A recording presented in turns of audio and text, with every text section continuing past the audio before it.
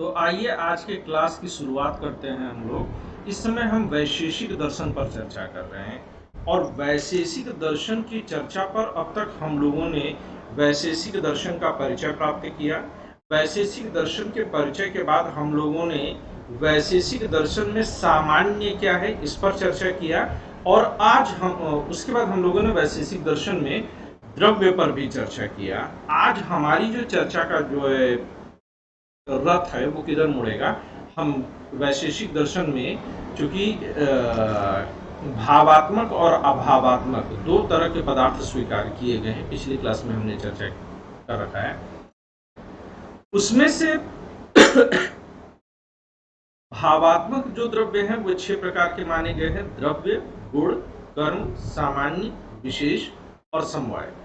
तो द्रव्य की चर्चा हो चुकी है। आज गुण, कर्म और सामान्य पर हम लोग चर्चा करेंगे। ये बहुत आसान सा जो है ये पार्ट है, परंतु आपके एग्जामिनेशंस के लिए इम्पॉर्टेंट है। अगर आप फिलॉसफी से पोस्ट ग्रेजुएशन भी कर रहे हैं तो भी ज़रूरी है, आप नेट के लिए जा रहे हैं तो भी ज़रूरी है, आप सिविल सर्विसेज में मेंस में इसको चुनते हैं तो वहाँ पर भी यह जरूरी है। बल्कि ऐसा नहीं होता, मैं सिर्फ दर्शन शास्त्र ही नहीं, किसी भी विषय के बारे में अगर बात करूँ तो मैं हमेशा ये मानता हूँ कि बच्चे बेसिक गलतियाँ कहाँ करते हैं। बहुत अच्छे स्टूडेंट्स होते हैं मेरे। सर अभी पोस्ट ग्रेजुएशन करना सही होगा या फिर अभी मुझे बीपीएससी विषय लेना चाहिए? नहीं, आपको तो पीजी कर लेना चाहिए। ये सबके लिए जो है एक ही जैसी बात नहीं कही जा सकती है। आपके लिए अलग बात होगी, किसी और के लिए अलग बात होगी, सबके लिए अलग अलग तरीके से बात कही जाएगी। सर तो इस साल तो वैसे भी डेट निकल चुका है, पता करी तो नेक्स्ट ईयर के लिए तैयार रहना चाहिए हमको। पीजी के लिए जी सर, कॉलेज में गई थी पता करी तो डेट निकल चुका है। आप कॉलेज से मत करिए, आप जो है इग्नू से कर लीजिए। सर इग्नू का ऑनलाइन पता चलता है या कॉलेज में ही पता चलता है? इग्नू तो ऑनलाइन ही है, कॉलेज थोड़ी है इग्नू। उसके तो सेंटर होते हैं, स्टडी सेंटर होते हैं, वहाँ से पता करिए, या किसी और ओपन यूनिवर्सिटी से अगर हो सकता है तो वहाँ से कर लीजिए। आपकी तरफ जो ओपन यूनिवर्सिटी अलाउड है वहाँ से कर लीजिए। और कोशिश करिए कि देखिए, अगर किसी फॉरेन यूनिवर्सिटी से हो रहा हो फिलॉसफी तो आप वहाँ से भी अप्लाई कर लीजिए। कोशिश करिए किसी फॉरेन यूनिवर्सिटी से कर लीजिए। तो सर वो इंग्लिश में होगा ना, हिंदी में तो होगा नहीं? क्या फर्क पड़ता है, 2 धन 2 बराबर 4, 2 + 2 = 4। लैंग्वेज के बारे में अगर आप सोचिएगा तो सिर्फ बैरियर है, लैंग्वेज उससे ज़्यादा कुछ नहीं है। उस सोच को तोड़िए, चैलेंज कीजिए अपने आप को। लैंग्वेज क्या है? अगर आपको हिंदी आती है तो दुनिया की कोई भी भाषा सीख सकते हैं। इंग्लिश, ताजमहल के बाहर जो है 10-12 रुपए में मूंगफली और चाय बेचने वाला बच्चा भी जो है इंग्लिश में बोल देता है। वो इंग्लिश भी बोलता है, फ्रेंच भी बोलता है, जर्मन भी बोलता है, क्योंकि उसको पता है कि उसकी रोजी रोटी चलनी है, वो उसके दबाव में नहीं आता, तो वो सीख लेता है। तो आप तो फिर भी पढ़ी लिखी भद्र महिला हैं। सर फॉरेन वाला थोड़ा मेरे को सजेस्ट कर दीजिएगा ना अलग से व्हाट्सएप में, कैसे हम जा सकते हैं उस जगह तक, क्योंकि बिल्कुल आप गूगल बाबा पे जाइए और डालिए कि post graduation in philosophy from foreign university, वो सजेशन दे देगा। उसके बाद जब आप छांट लीजिएगा, लिस्टिंग कर लीजिएगा, तो आप उससे बात कर लीजिएगा ऑनलाइन कोर्सेज का, है ना। और फिर उसके बाद एमफिल वगैरह करने के लिए भी आपको राज्य सरकार वगैरह से अनुदान मिल जाएगी। आप कुछ समय विदेश में जाकर के किसी यूनिवर्सिटी से पढ़ भी लीजिए, बहुत आसान से। बिल्कुल सर। तो इससे आपके फॉरेन जाने के चांसेस खुल जाएंगे, और किसी फॉरेन यूनिवर्सिटी में अगर आपने एमफिल और पीएचडी कर ली तो आपको आगे और रास्ते खुल जाएंगे। जी सर। ठीक है, तो चिंता नहीं करने का, बस केवल काम करने का। Okay sir. है ना। और भगवान करेंगे तो यूपीएससी के साथ साथ आपको एक मौका भी मिल जाएगा कि आप कल को जो है Cambridge university, California university, Helsinki university, कहीं पर आप प्रोफेसर भी हो सकती हैं इंडियन फिलोसफी को लेकर के। यस सर, उसके लिए आज से काम करना होगा, तभी वो पॉसिबिलिटी जनरेट हो सकते हैं आगे चल के। आसान से है ना। फिलोसफी पढ़िए, मौज में रहिए। तो हम लोग गुण के बारे में आज चर्चा करेंगे। तो यहाँ पर आइए, गुण की चर्चा हम लोग शुरू करते हैं। कि इस दर्शन के अनुसार गुण क्या है। ठीक है, तो गुण, अब जैसे हम लोगों ने इसके पहले द्रव्य पर चर्चा किया था। ठीक है, तो द्रव्य के बाद अब हमारी चर्चा कहां पर जाएगी? द्रव्य के बाद हमारी चर्चा गुण पर आएगी। ठीक है ना? तो गुण क्या है? गुण द्रव्य के समान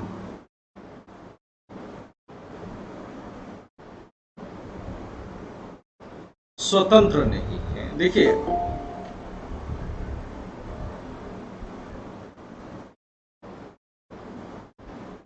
स्वतंत्र पदार्थ नहीं है।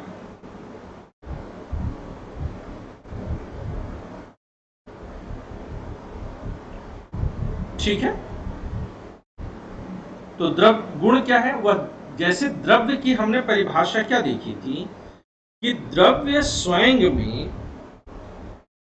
क्रिया और गुण का आश्रय होता है। तो पदार्थ हमने 6 देखे थे: द्रव्य, गुण, कर्म, सामान्य, विशेष, समवाय और अभाव, है ना? और ये जो अभाव है, अभाव तो खैर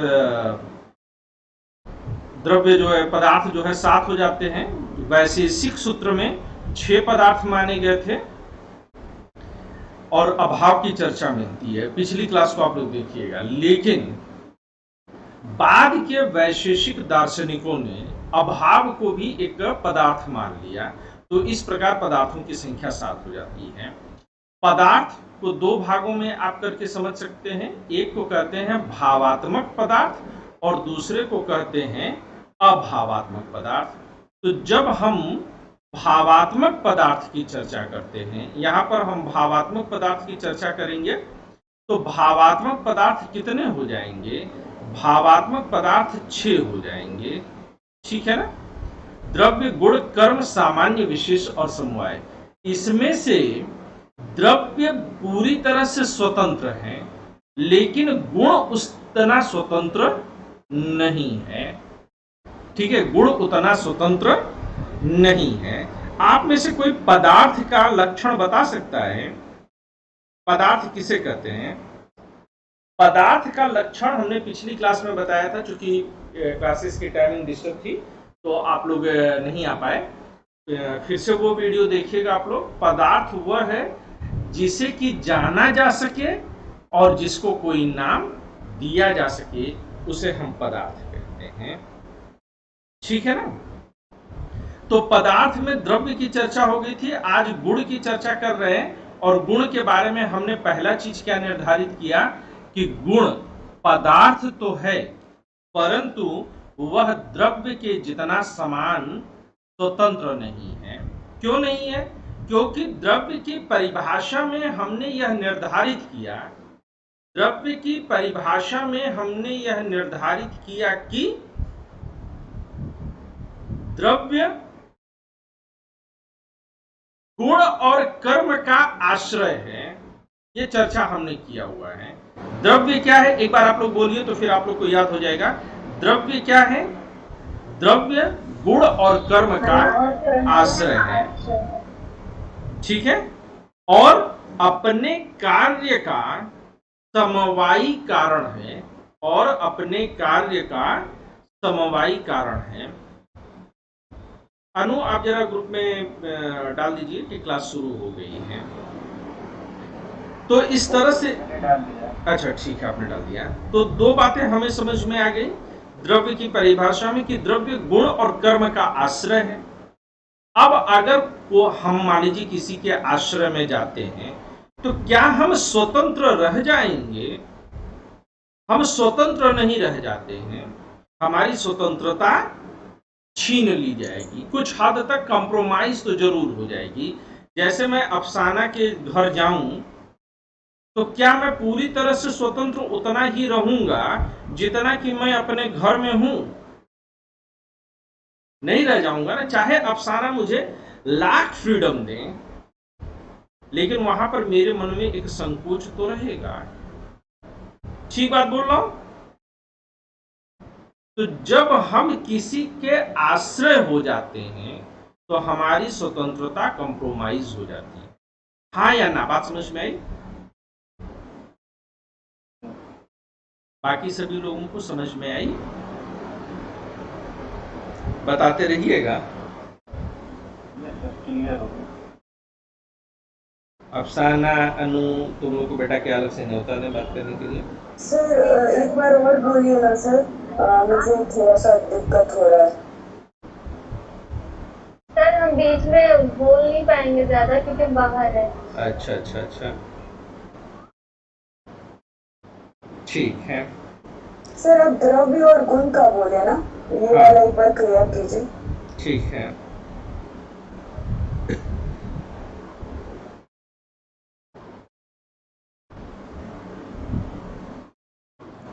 चलिए मैं फिर से ये पूरा का पूरा जो है आप लोगों को बताता हूँ।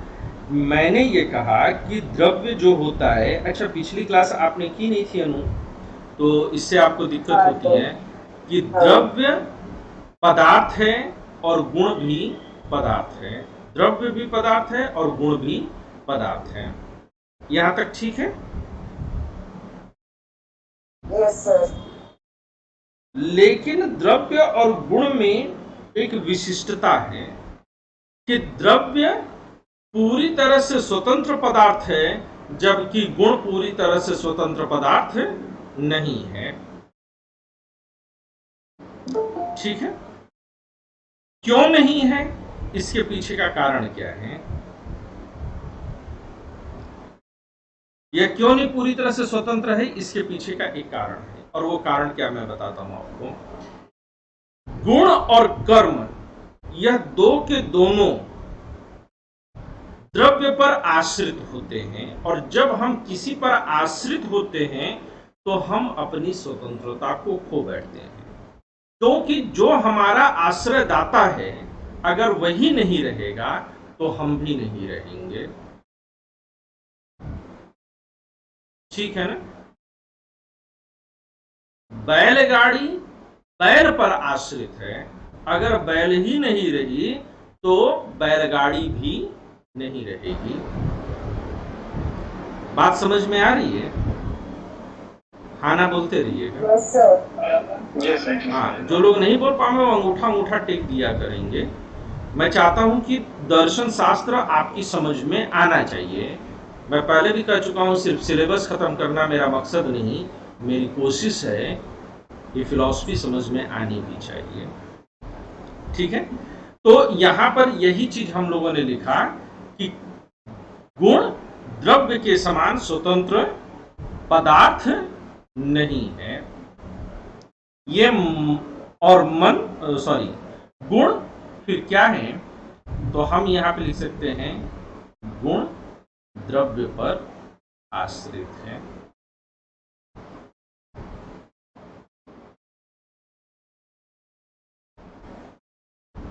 गुण द्रव्य पर आश्रित है।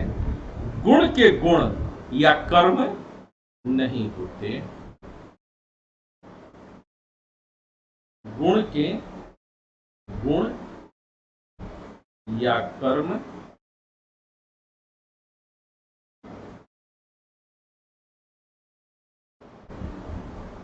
नहीं होते।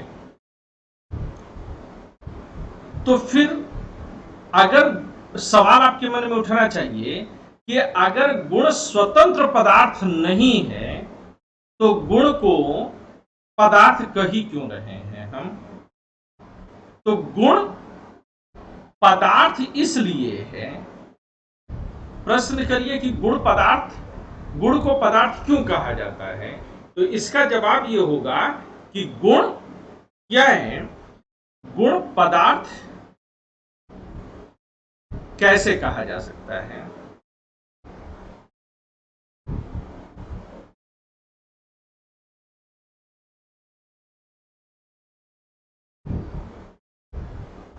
तो इसका उत्तर है कि पदार्थ की परिभाषा अभी हमने क्या दिया था कि पदार्थ कौन है? पदार्थ वह है जो ज्ञेय हो और जो अभिधेय हो। अभिधेय मतलब जिसे नाम दिया जा सके, और ज्ञेय मतलब जिसे जाना जा सके। तो गुण क्या है कि गुण भी ज्ञेय और अभिधेय है। बात समझ में आई? गुण भी क्या है? ज्ञेय है और गुण अभिधेय है। अनु लिखो, गुण क्या है? गुण ज्ञेय है और गुण अभिधेय है। तो गुण कैसा होता है? गुण के प्रकार, या मैं इसी में बढ़ा दूं, अलग से लेने की क्या जरूरत है, इसी में आ जाते हैं। गुण के प्रकार,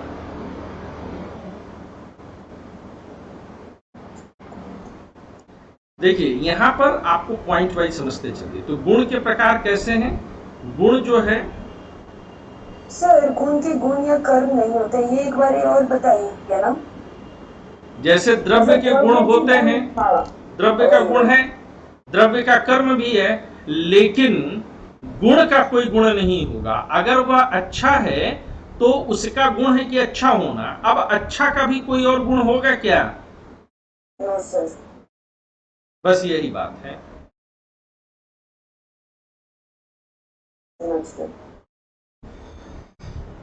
समझ गई तो बोलिए फिलॉसफी मैया की जय। हाँ। तो गुण के अंतर्गत, अब गुण की तरफ कैसा है? गुण भौतिक भी है और मानसिक भी है। ठीक है। तो कुल कितने प्रकार के गुण माने गए हैं? तो गुण के लिए हम कहते हैं कि मूल रूप से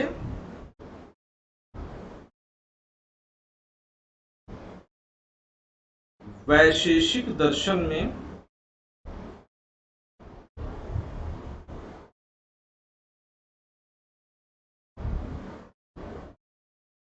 सत्रह गुण माने गए।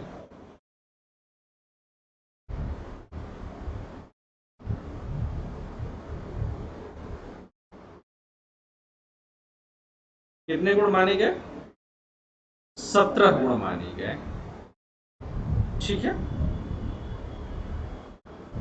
तो ये 17 गुण किसने माने? ये 17 गुण जब हम कहते हैं कि मूल रूप से माने गए, तो ये महर्षि कणाद ने माना। परंतु बाद में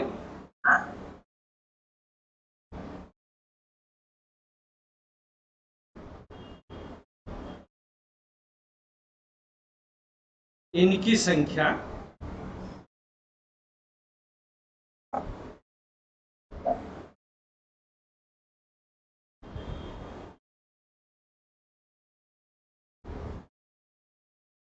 सर गुण भी ज्ञेय और अभिधेय हो सकते हैं और द्रव्य भी। जो भी पदार्थ होगा वह ज्ञेय भी होगा और अभिधेय भी होगा। तो अब द्रव्य भी पदार्थ है और गुण भी पदार्थ है। Okay sir.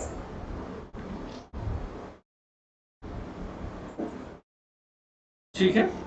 ये 24 कब हुआ? तो ये प्रशस्त पाद नाम के जो है दार्शनिक हुए वैशेषिक दर्शन में ही।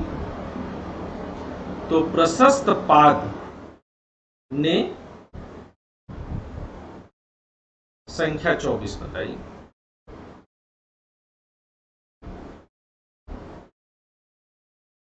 प्रशस्त पाद के ग्रंथ का नाम क्या है?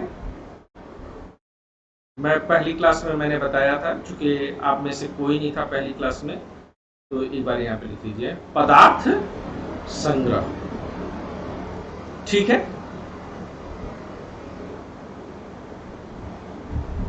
अब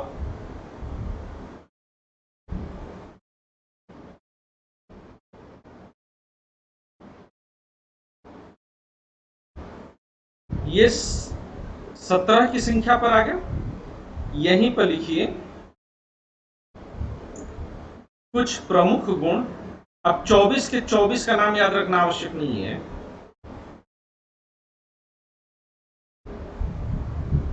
कुछ प्रमुख गुण हैं रूप, रस, गंध,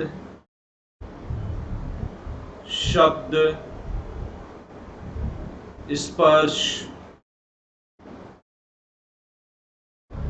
सर प्रशस्ताद किसी का नाम है क्या? हाँ, दार्शनिक है। संयोग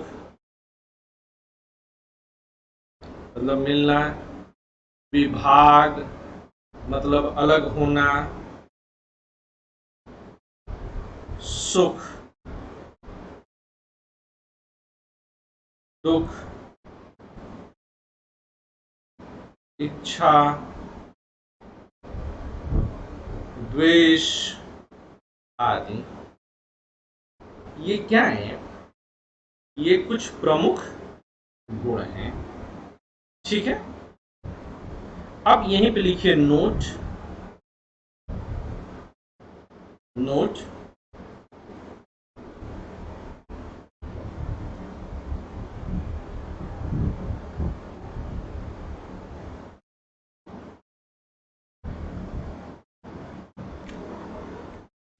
कुछ गुण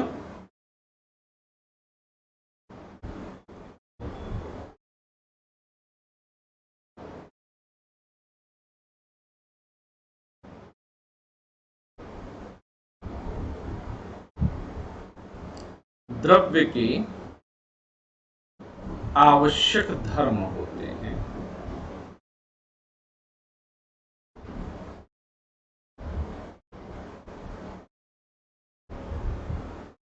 आवश्यक मतलब ये उसमें होंगे ही होंगे। मैंने दो तरह के गुण बताए हैं आप लोग से क्लास में, शुरू में मैंने चर्चा किया हुआ, कई बार ये चर्चा हुई है कि गुण दो प्रकार के होते हैं। एक होते हैं गुण जिसे कहते हैं अनिवार्य या आवश्यक गुण, यानी कि जो होगा ही होगा, और दूसरे गुण होते हैं जो आगंतुक गुण होते हैं, जो आते और जाते रहते हैं। तो आवश्यक गुण वो होते हैं कि जो हर हाल में होगा ही। अब जैसे पृथ्वी नाम का द्रव्य है, तो पृथ्वी में गंध होगा ही होगा, है ना। उसी तरह से अग्नि में रूप होगा ही होगा, जल है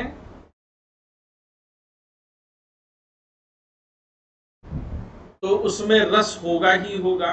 उससे आप उसको खारिज नहीं कर सकते हैं। ठीक है, ये होना ही होना है। सर यहाँ पे पहला क्या, रज के पहले क्या लिखा है सर? इसके कुछ बाद प्रमुख गुण है, उसके बाद रूप रस। ओके। तुम इतना स्लो लिखोगी तो अनु कैसे काम चलेगा? सर मेरा ना एक कॉल आ गया था सर, इसलिए मेरे को थोड़ा लेट हो गया, नहीं तो मैं क्या आपके उस साथ काल चल के रही हूँ। लिए तुम पूरी क्लास को रोक सकती हो? नो सर, मैं हटा दी कॉल को। ठीक है, अभी क्लियर हो गया आवश्यक धर्म क्या होता है? क्लियर है सबको? अब आइए हम लोग किसके बारे में चर्चा करेंगे? अब हम लोग कर्म के बारे में बात करेंगे। थोड़ा लिख ही लीजिएगा सर।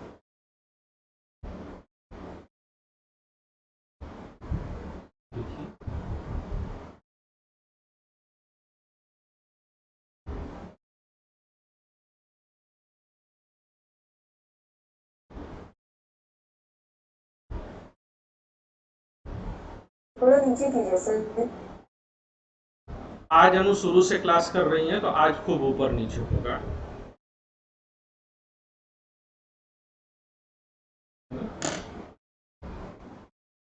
इतने दिनों में आप लोग को याद है कि कभी किसी और ने जो है इस तरह से ऊपर नीचे करवाया हो मुझसे?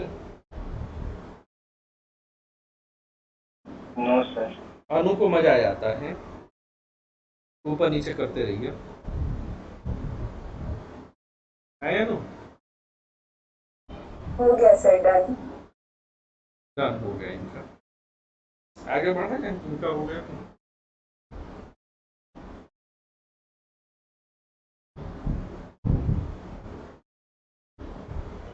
लिखे कर्म, गुण की तरह कर्म भी द्रव्य पर आश्रित होता है। यही तो गनीमत है अनु की मैं लिख रहा हूं।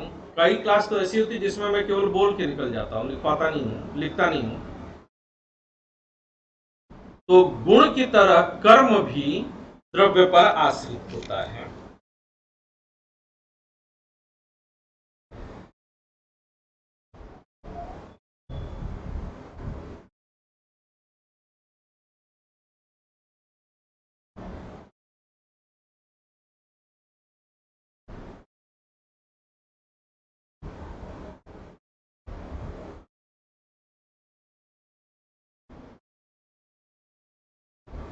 गुण की तरह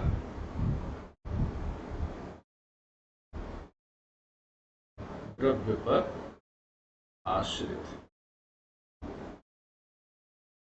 इसके बारे में एक बात और लिख लीजिए, और वो ये लिख लीजिए, केवल मूर्त द्रव्यों में ही होता है।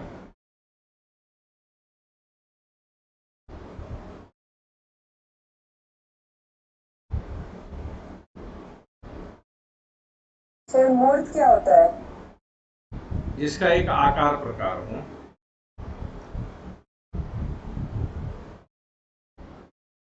जैसे आप में नैतिकता या चेतना है, मूर्त है कि अमूर्त है?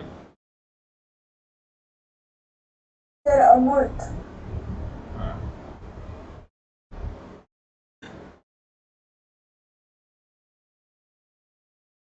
द्रव्यों में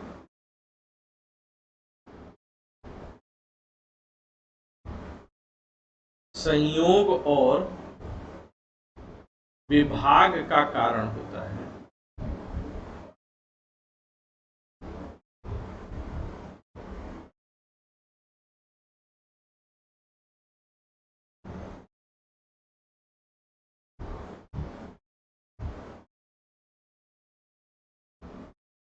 द्रव्य 5 प्रकार के होते हैं।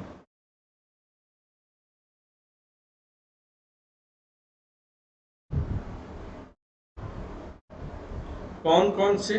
एक, उत्क्षेपण।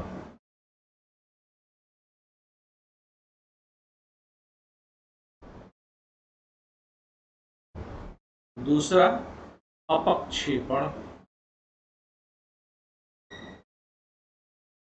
उत्क्षेपण मतलब ऊपर फेंकना, अपक्षेपण मतलब नीचे फेंकना। तीसरा, आकुंचन।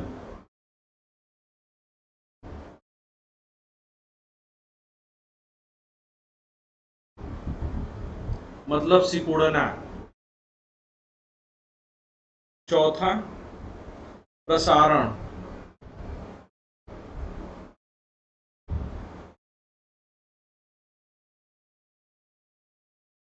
पांचवा, गमन।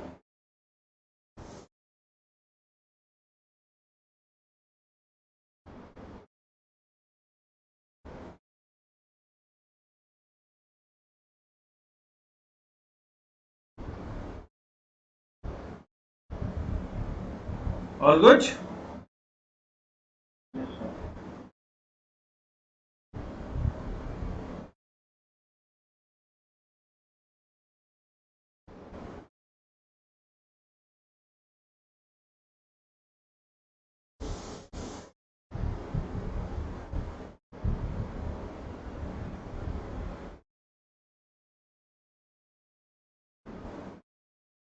सर उत्क्षेपण है ना, उत्क्षेपण।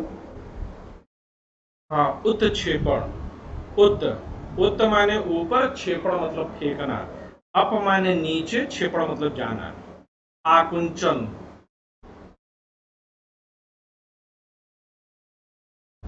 ठीक है।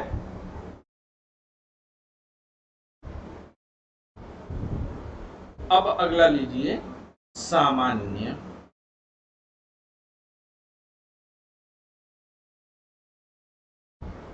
सामान्य को जाति भी कहते हैं।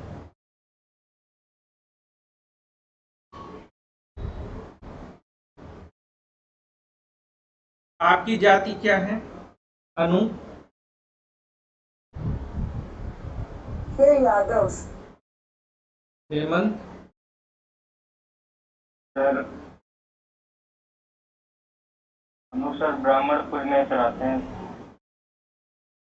नदीम?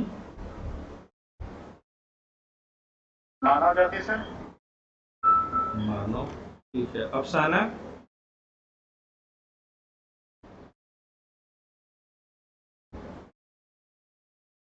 चलो अफसाना नहीं बोल सकती है ना?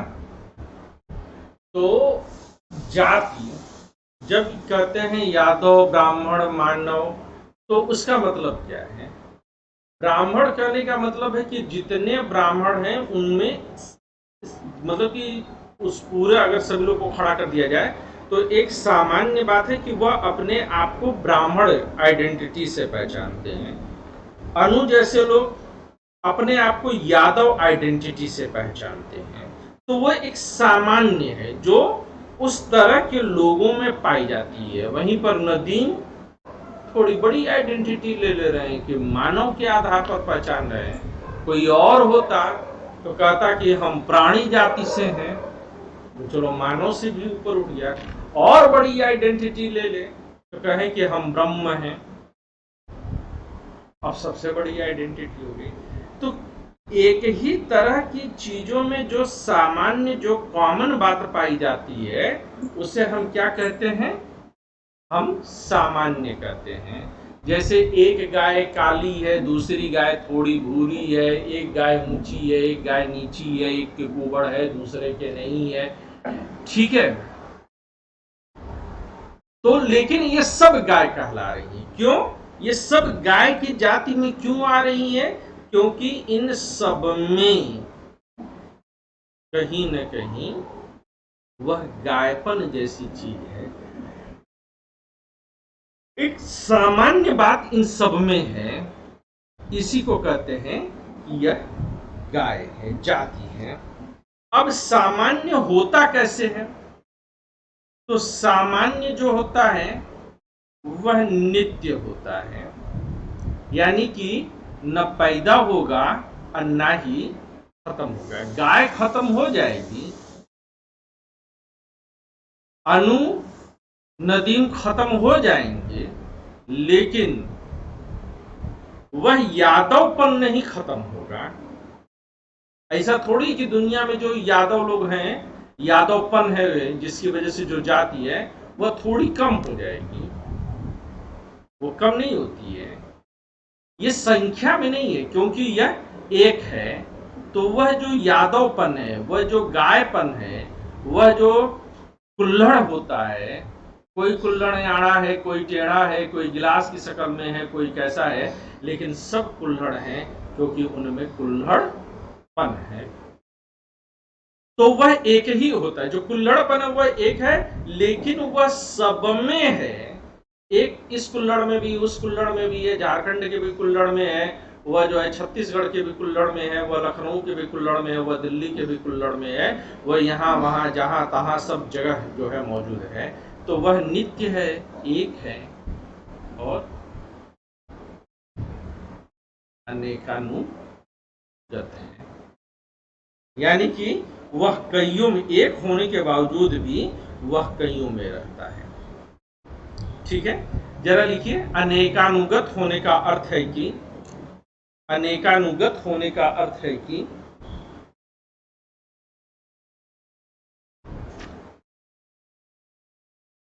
किसी वर्ग के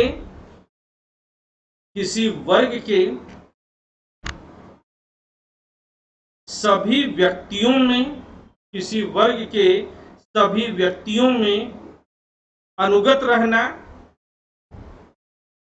किसी वर्ग के सभी व्यक्तियों में अनुगत रहना,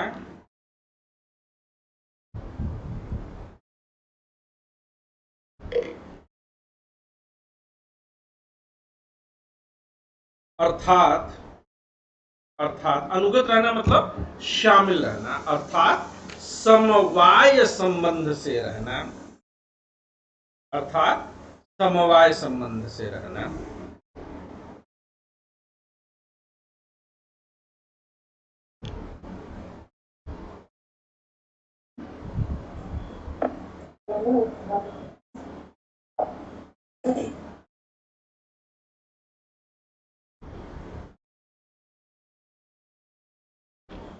समवाय का मतलब क्या होता है? समवाय संबंध से रहने का मतलब क्या होता है कि दो वस्तुओं में ऐसा संबंध जब एक के बगैर दूसरा न रह पाए, जब एक के बगैर दूसरा न रह पाए, जैसे कपड़ा बिना रेशे का नहीं हो सकता और कुल्हड़ बिना मिट्टी का नहीं हो सकता, तो कुल्हड़ में मिट्टी का संबंध समवाय संबंध है और कपड़े में रेशे का संबंध समवाय संबंध है। बाप बेटे में समवाय संबंध है, क्योंकि आप बाप तभी बनोगे जब बेटा पैदा होगा। क्या पति पत्नी में समवाय संबंध हो सकता है?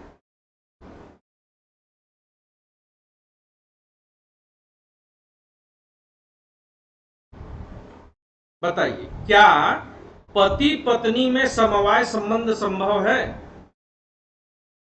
No sir. सर कैसे? पहले हेमंत बताएं कि क्यों हाँ, फिर अनु बताएं कि क्यों ना। सर क्योंकि बिना पति के पत्नी भी नहीं बना सकता। थोड़ा बहुत भी नहीं बनाया जा सकता? मेरे हिसाब से तो नहीं हो सकता। आजकल नहीं चला है कि गर्लफ्रेंड वगैरह को जो है थोड़ा सा पत्नी मान लिया जाता है? सर लेकिन उसके लिए भी तो सर स्त्री का होना भी तो आवश्यक है। नहीं, अब तो वो भी समस्या नहीं रह गई। सर जी सर। चलिए अनु आप बताइए, पति पत्नी के बीच में समवाय एक संबंध। के बगैर दूसरे का अस्तित्व नहीं है, तो पापा, माँ बाप और बच्चे में से अगर उसमें से मम्मी नहीं रही तो वैसा दूसरा आपको नहीं मिलने वाला ना।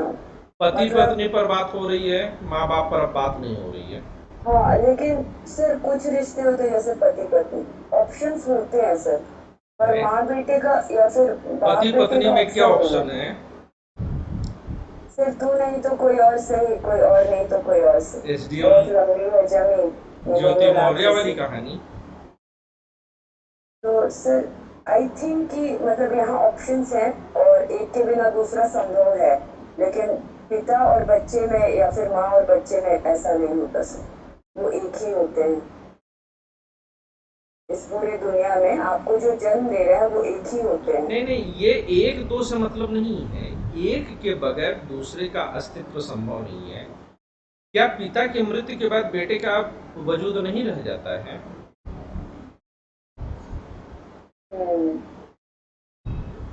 बस समझिएगा इस बात को।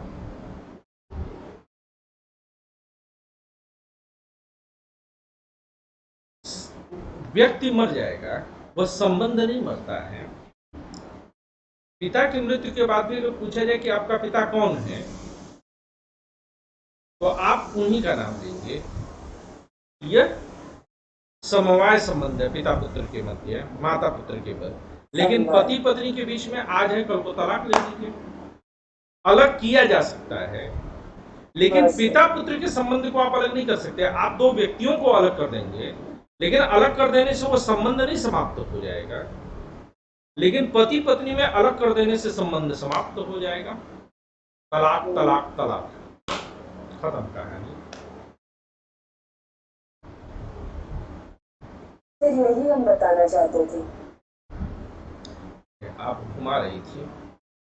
हाँ, मैं थोड़ा घुमा दी सर, मेरे पास वर्ड्स नहीं थे, पर आप नहीं, आप दो से ज्यादा वर्ड्स हैं। आपकी समस्या नहीं कि आपके पास वर्ड्स कम है, आपकी समस्या ये है कि आपके पास वर्ड से ज्यादा है। Is that clear now? Yes sir. हाँ, तो आगे लिखिए, आगे लिखिए। जैसे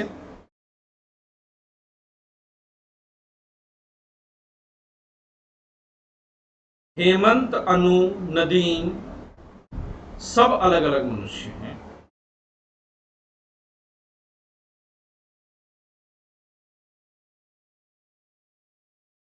किंतु इन सब को मनुष्य बनाने वाला, किंतु इन सब को मनुष्य बनाने वाला मनुष्यत्व, ऐसे लिखेंगे मनुष्यत्व,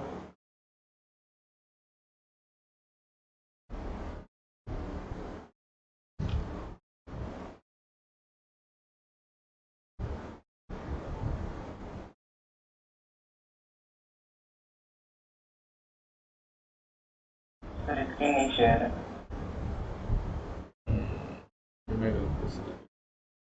स्क्रीन नहीं शेयर तो कर रखा है। मनुष्यत्व, मनुष्य में त्व जोड़ दिया, तो मनुष्यत्व, किंतु इन सब में मनुष्यत्व विद्यमान है। क्या लिखा, पूरी लाइन पढ़िएगा।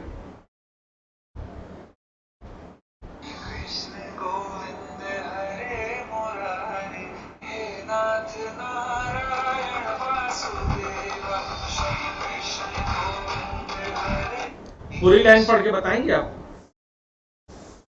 सर हेमा, तनु, नदीम, ये सब अलग अलग मनुष्य हैं, लेकिन इन सब में मनुष्यत्व शामिल है। इसी मनुष्यत्व के कारण ही, इसी मनुष्यत्व के कारण ही यह सभी मनुष्य हैं।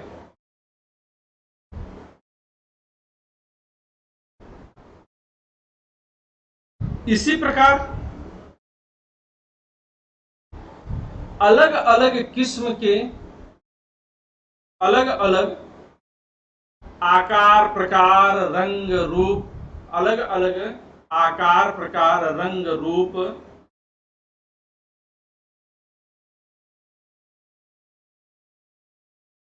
जाति, नहीं, रंग, रूप एवं नस्लों की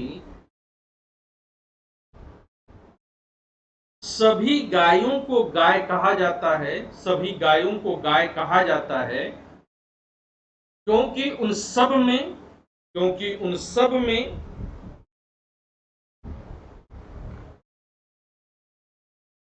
गवत्व, उन सब में गवत्व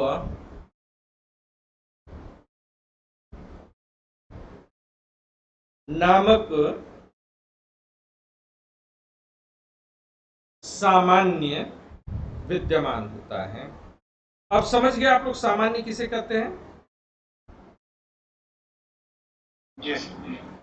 तो अब आपको क्या लगता है कि ये जो सामान्य गवत्व है, मनुष्यत्व है, घटत्व है, पटत्व है, कमलत्व है, कागजत्व है, लैपटॉपत्व है, मोबाइलत्व है, अलग अलग किस्म के मोबाइल है ना, सबको मोबाइल करे, क्योंकि सब में मोबाइलत्व नाम का तत्व है। तो ये सबको मोबाइल हम कह रहे हैं, तो ये जो मोबाइलत्व है, क्या ये वास्तव में होता है या हमारी कल्पना है?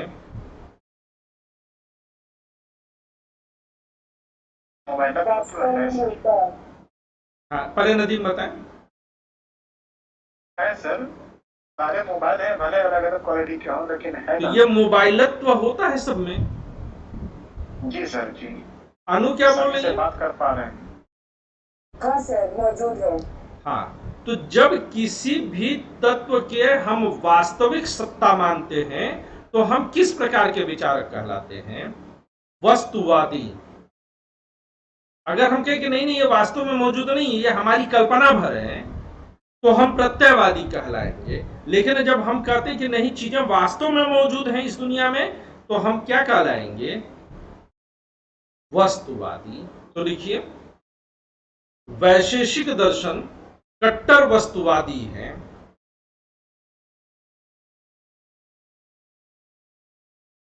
वैशेषिक दर्शन कट्टर वस्तुवादी है, अतः वह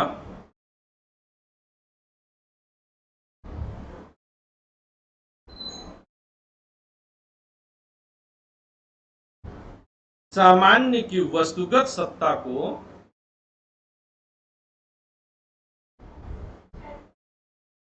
सामान्य की वस्तुगत सत्ता को स्वीकार करता है।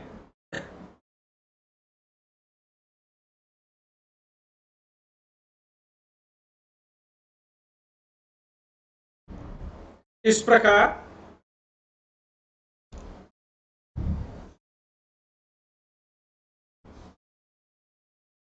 सामान्य कोई कल्पना भर नहीं है, सामान्य कोई कल्पना भर नहीं है, इसकी वास्तविक सत्ता होती है, इसकी वास्तविक सत्ता होती है।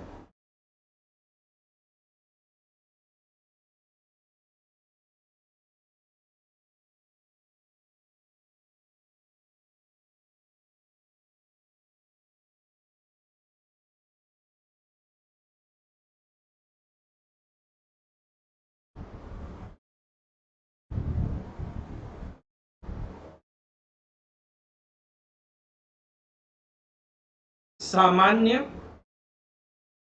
एक है, ऊपर लिख चुके हैं, एक बार फिर से इस पर लिखते हैं। सामान्य एक है, पैरा चेंज करके लिखेगा, पर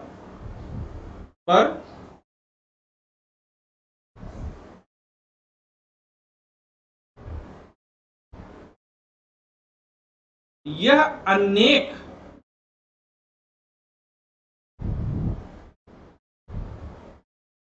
व्यक्तियों में रहता है। एक है लेकिन अनेक में रहता है।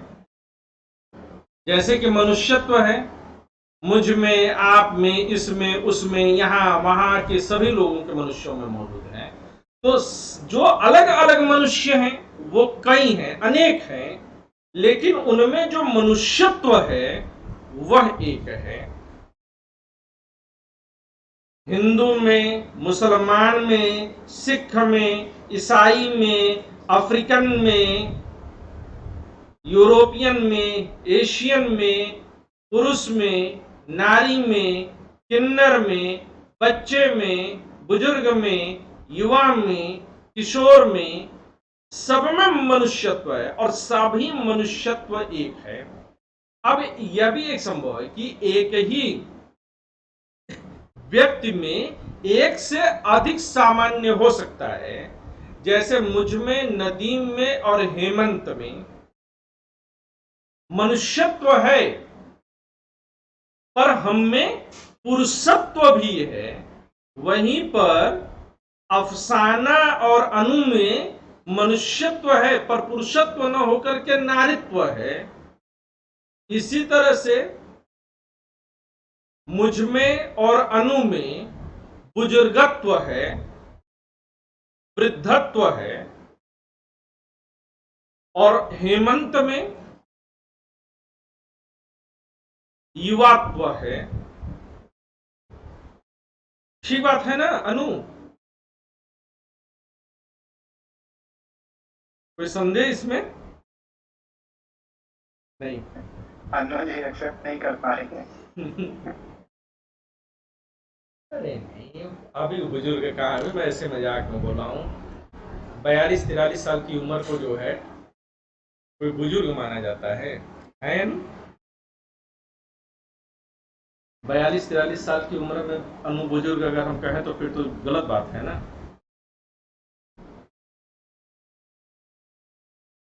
आप बुजुर्ग Yes, sir, आप सही बोले। क्या 42-43 साल के बुजुर्ग को बुजुर्ग माना जाता है? नहीं माना जाएगा सर। मुझे भी इसी बात से आपत्ति थी सर कि आप बुजुर्ग नहीं हैं, आप नहीं हो सकते बुजुर्ग। ना बेटा देखो, एक चीज बात है कि तुम्हें अगर बुजुर्ग कहा बुरा लगा तो अलग बात है, परंतु मेरे साथ इतना बड़ा अत्याचार न करो। बुजुर्ग होना, बूढ़ा होना ईश्वर का एक ऐसा आशीर्वाद है जो बड़ी मुश्किल से प्राप्त होता है।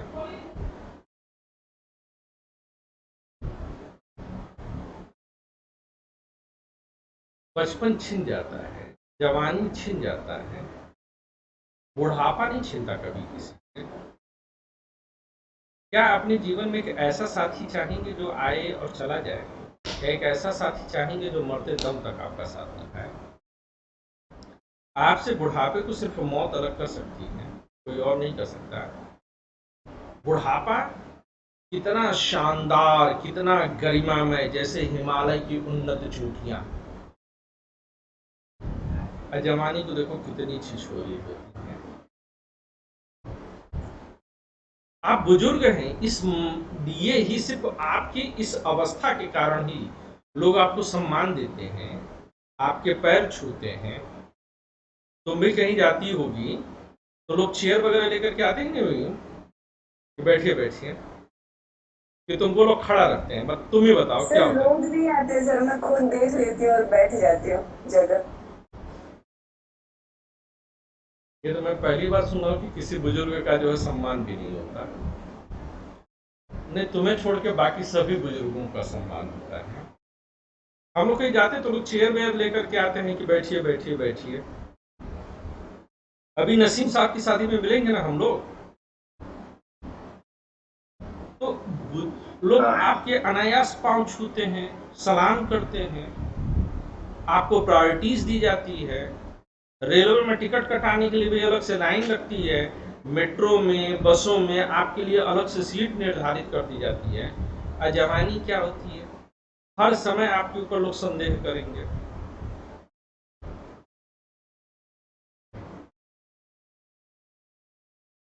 तो बुजुर्गत्व एक गरिमा है, शानदार उपलब्धि है। और जवानी क्या है, छिछोरापन है। कभी अनुभव करके देखिएगा आपके बात को।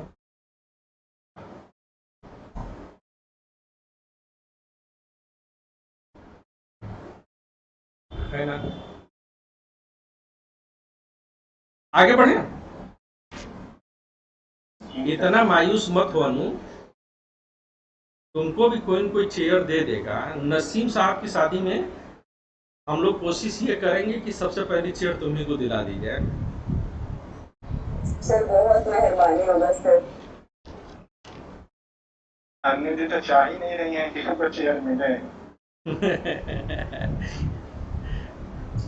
अरे एक बार एक बस में जो है एक ही सीट थी और दो महिलाएं भिड़ गई, मैं बैठूंगी मैं बैठूंगी मैं बैठूंगी। कंडक्टर को कुछ समझ में ही नहीं आवे।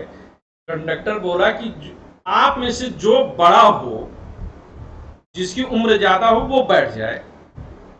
उसके बाद दोनों अलग लड़ना शुरू किया, नहीं दीदी आप बैठ जाइए, नहीं दीदी आप बैठ जाइए। पूरा सफर कट गया और दोनों में से कोई नहीं बैठी। आगे लिखिए, क्या लिखा था लाइन।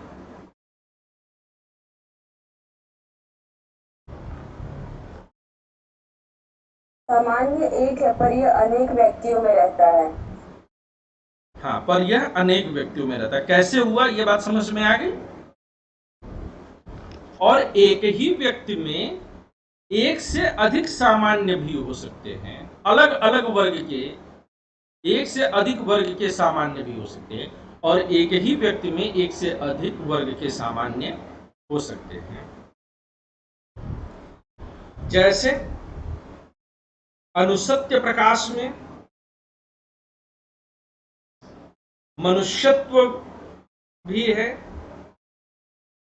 नारित्व भी है और वृद्धत्व भी है।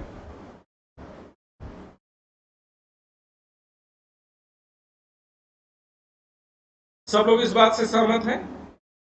किसी को ऑब्जेक्शन? ठीक है सर।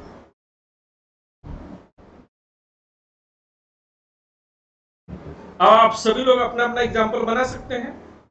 तो सामान्य एक होकर के भी अनेकों में है और एक में ही अनेक सामान्य भी हो सकते हैं। दोनों ही बात संभव है।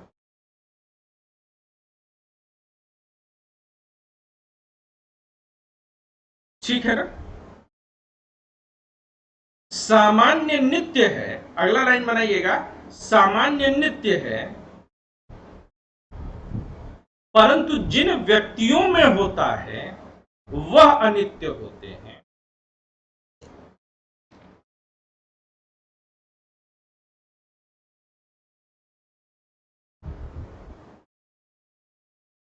जैसे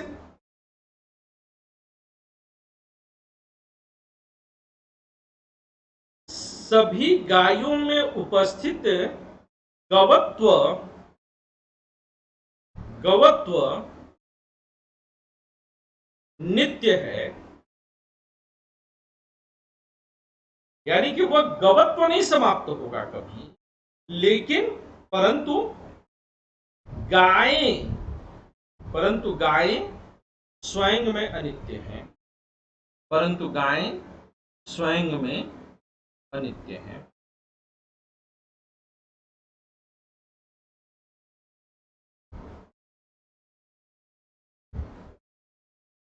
क्लियर हुआ कुछ? Yes sir. परंतु गायें स्वयं में अनित्य हैं।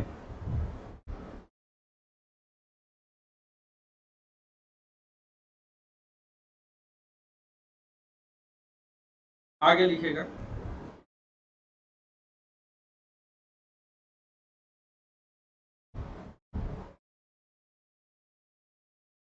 सामान्य द्रव्य गुण और कर्म में रहता है।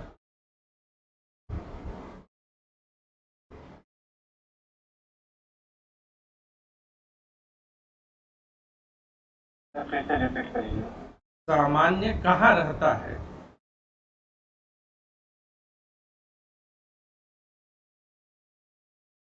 तो सामान्य द्रव्य गुण और कर्म में रहता है। जैसे गुण कहाँ रहता है? तो द्रव्य में। कर्म कहाँ रहता है? तो द्रव्य में। लेकिन सामान्य कहाँ हो सकता है?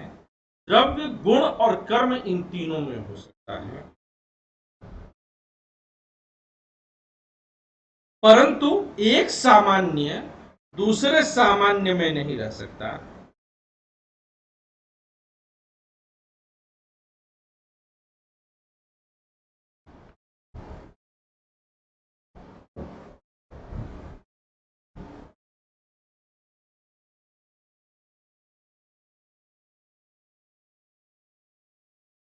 परंतु एक सामान्य दूसरे सामान्य में नहीं रह सकता।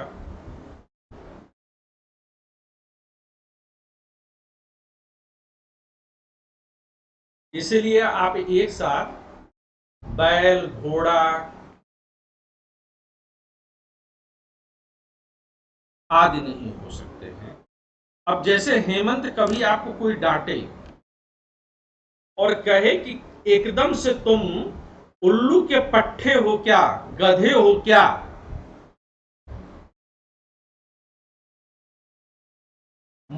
तो अगर कोई आपसे कहे कि गधे हो क्या, तो आप इस बात का खंडन कैसे कर सकते हैं कि नहीं, मुझ में मनुष्यत्व है और मनुष्यत्व में गधत्व नहीं रह सकता है। अगर गधत्व होगा तो मनुष्यत्व नहीं होगा। जी सर। तो इससे यह सिद्ध होता है कि आप गधे नहीं हैं। तो आज आपके पास ये बात साबित करने का पर्याप्त तर्क हो गया कि ना तो आप गधे हैं, ना तो आप उल्लू के पट्टे हैं। लेकिन सर उसके बाद उड़ते चप्पा सीधे मुंह पे चिपकेगी। वो एक अलग बात है, वो किसी का निशाना अच्छा है तो आपको उसकी तारीफ करनी चाहिए। जी सर। परंतु ये तो आप सिद्ध कर सकते हैं ना कि आप गधे या उल्लू के पट्टे नहीं है। अच्छा, तो सर आप ये भी तो बोले थे कि एक ही समय में अलग अलग वर्ग के सामान्य हमारे अंदर हो सकते हैं। अलग अलग वर्ग के सामान्य होंगे, यानी कि मनुष्यत्व के साथ वृद्धत्व हो सकता है। आप में मनुष्यत्व है, वृद्धत्व है। यह अलग अलग, जैसे वृद्ध क्या है, मनुष्य आप द्रव्य के रूप में है मनुष्यत्व, लेकिन वृद्धत्व आप में गुण के रूप में मौजूद है। लेकिन उल्लू का पट्टत्व यह द्रव्य के रूप में होगा। लेकिन अगर उल्लू का पट्टा होना आपका, आप तो पट्टी होंगी। आप उल्लू का पट्टा है कि उल्लू की पट्टी हैं? उल्लू की पट्टी सर। अरे आप दोनों नहीं, आप अच्छी स्टूडेंट हैं।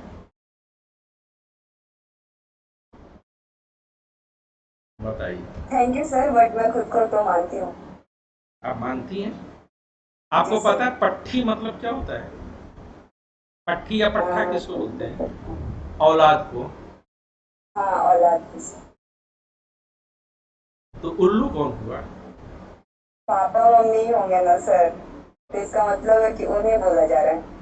अभी आपने क्या बोला कि आप स्वीकार करती हैं कि आप उल्लू की पट्टी हैं? हाँ सर, गलत हो जाएगा। तो अब आप स्वीकार करती हैं कि अस्वीकार करती हैं? नो नो सर, बिल्कुल नहीं। लेकिन ये तो रिकॉर्डिंग में चली गई बात। क्योंकि पट्टे को लेकर इतना क्लैरिटी नहीं था सर, आज आपसे मिल गया। नहीं, अगर आप हों तो हमें कोई एतराज नहीं है। समझ गई मैं। सामान्य।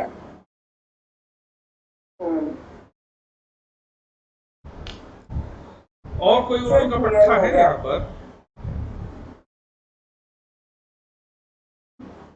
समझ गए।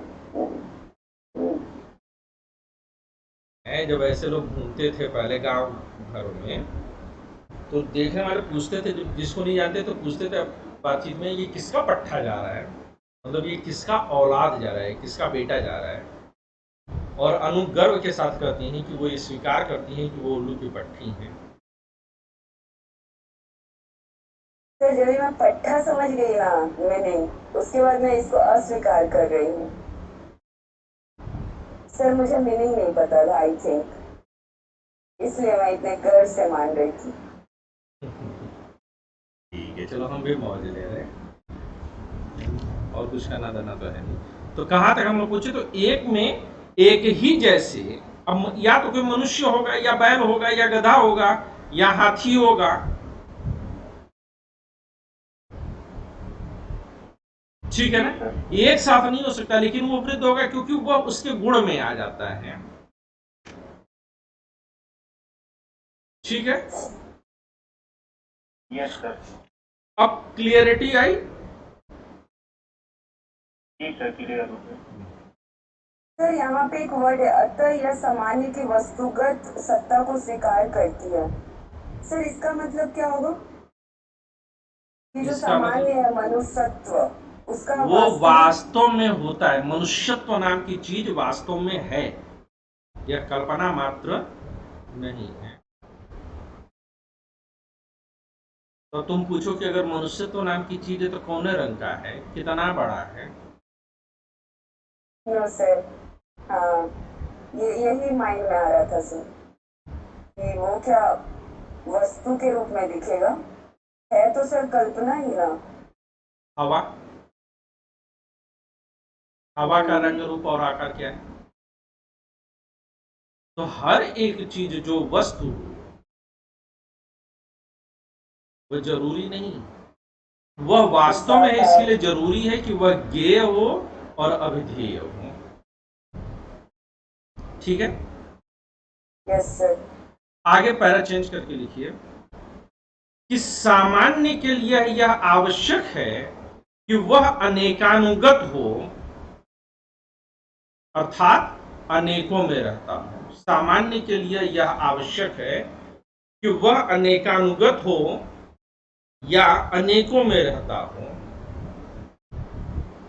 जो केवल एक में हो वह सामान्य नहीं हो सकता। जैसे अनुसत्य प्रकाशत्व। सर लास्ट में क्या लिखे, जो अनेक में हो वो सामान्य नहीं रह सकता। जो अनेक में ना होकर के केवल एक में हो वह सामान्य नहीं हो सकता। जो केवल एक में रहता हो वह सामान्य नहीं हो सकता। जैसे अनुसत्य प्रकाशत्व, जैसे नसीमत्व, वो सामान्य नहीं। जैसे हेमंतत्व,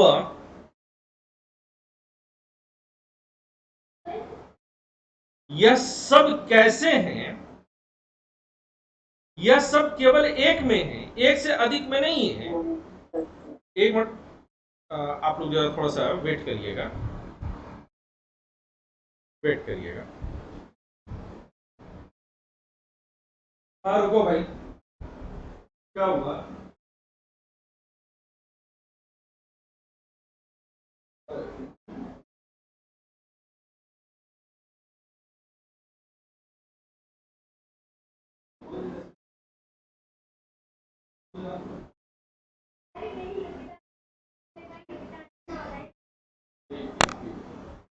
थैंक यू बेटा।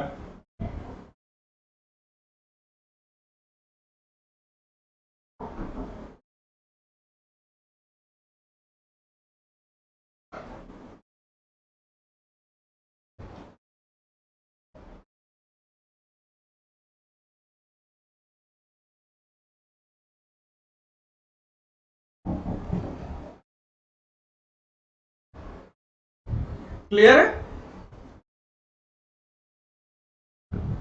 Yes sir.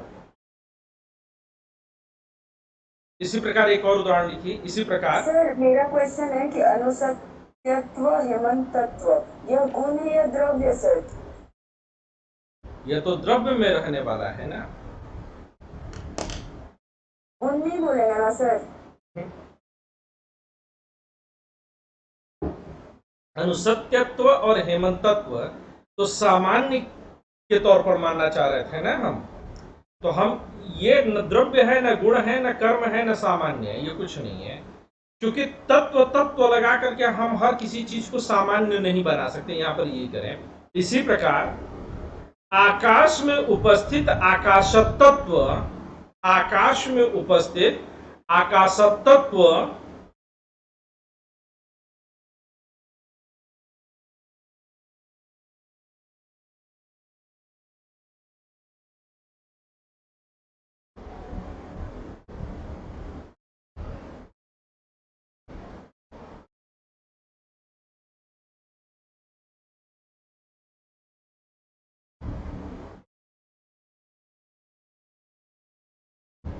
जी सर।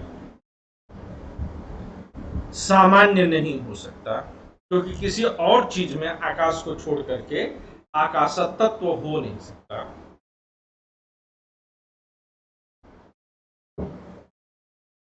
कभी भी एग्जाम में अपना नाम लिख करके तत्व वगैरह मत बनाइएगा। आप सामान्य नाम लिख सकते हैं, रामत्व, श्यामत्व, रहीमत्व, ऐसे तो लिख सकते हैं। ठीक है? जी सर। अब अगला पैरा लिखिए कि संयोग जिन वस्तुओं में रहता है। अब संयोग के साथ क्या है? आकाशत्व नहीं समझ रहा। आकाश में उपस्थित आकाशत्व सामान्य क्यों नहीं है सर? क्योंकि आकाश को छोड़ करके आकाशत्व कहीं और होगा, समझ गई एक सर। ही में है ना। अब अगला पैरा चेंज करके लिखिए, संयोग जिन वस्तुओं को जोड़ता है, संयोग जिन वस्तुओं को जोड़ता है उन वस्तुओं में एक साथ रहता है। संयोग जिन वस्तुओं को जोड़ता है उन सब में एक साथ रहता है।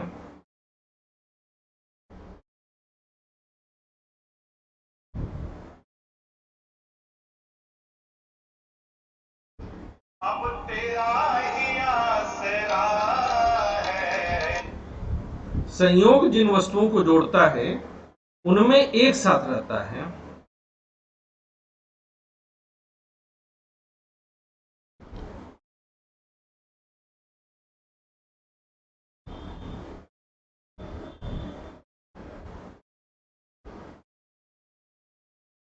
लेकिन वह सामान्य नहीं हो सकता।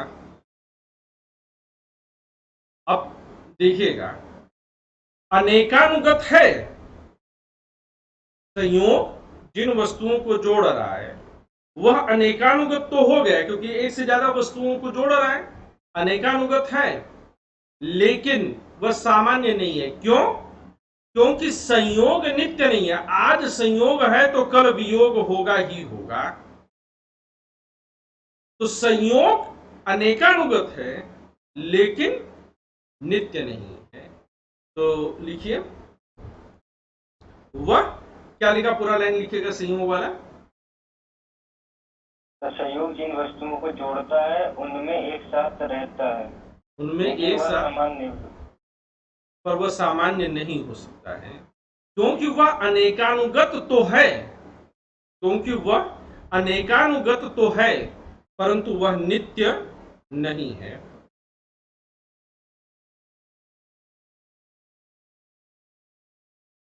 सर आप लिखे लेकिन वो सामान्य नहीं है, ऐसा लिखें। आप वही बता रहे, क्योंकि वह सामान्य क्यों नहीं है, क्योंकि वह अनेकानुगत तो है, परंतु वह नित्य नहीं है।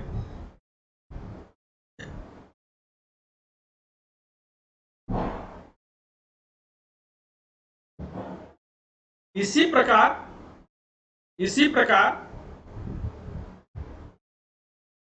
अभाव, इसी प्रकार अभाव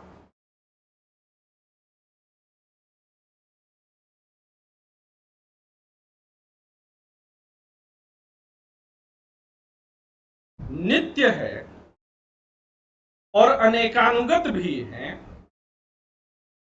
इसी प्रकार अभाव नित्य भी है, अनेकानुगत भी है।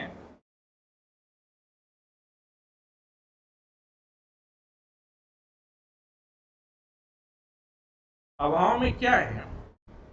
नित्य है, अनेकानुगत है। तो क्या इसको हम सामान्य कह सकते हैं अभाव को? हाँ या ना? No sir. क्यों नहीं कर सकते? सर अभाव है तो फिर वो क्षणिक है ना, फिर बाद में हो सकता है कि अभाव ना हो।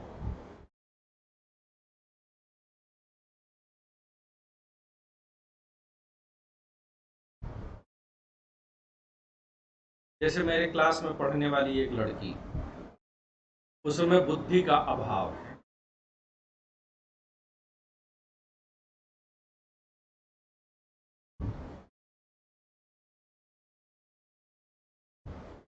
और मुझे अच्छी तरीके से पता है कि उसको कभी नहीं आएगी। तो क्या उसमें बुद्धि का अभाव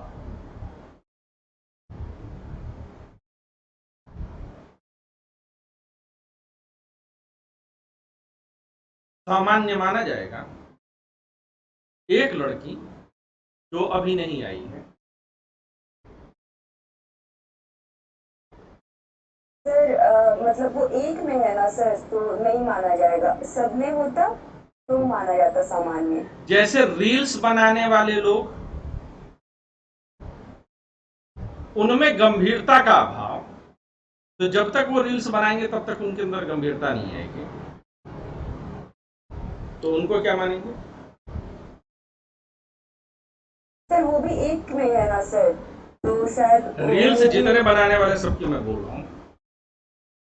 हाँ सर, तो उस गुण को माना जाएगा सामान्य। नहीं माना जाएगा, क्योंकि नित्य है, अनेकानुगत है, लेकिन समवाय संबंध से नहीं है। हमने शुरू में सामान्य के लिए 3 लक्षण बताए, सामान्य के 3 लक्षण आपको बताए।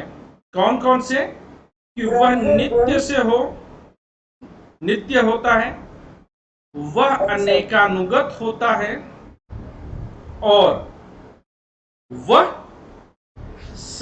समवाय संबंध से होता है। लिखा या नहीं लिखा है? जी सर लिखा है। लिखा है ना? तो अब आकाशत्व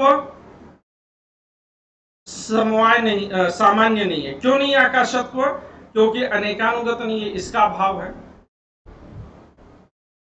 संयोग अनेकानुगत है, संयोग समवाय संबंध से भी है, लेकिन संयोग में नित्यता का अभाव है, और अभाव में नित्य है, अनेकानुगत है, लेकिन समवाय संबंध का अभाव है। इसलिए अभाव भी नित्य है, इसका मतलब क्या सर? तो कभी खत्म मतलब नहीं इस होगा। जगह पे कहीं पर भी नित्य का मतलब होता है कि वह हमेशा रहेगा। जैसे रील्स बनाने वालों की खुजली, कितने लोगों ने लाइक किया, कितने लोगों ने देखा? व्हाट्सएप स्टेटस लगा के दिन भर चेक करें कि कितने लोगों ने देखा।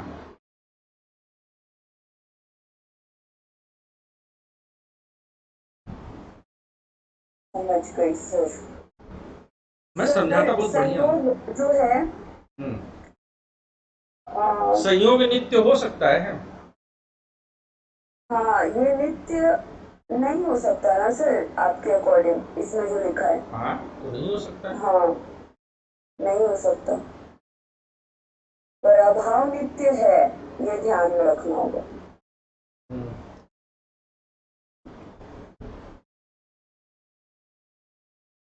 जब तक किसी चीज का भाव है तब तक अभाव है। जैसे कुछ लोगों में बुद्धि का, कुछ लोगों में सुंदरता का,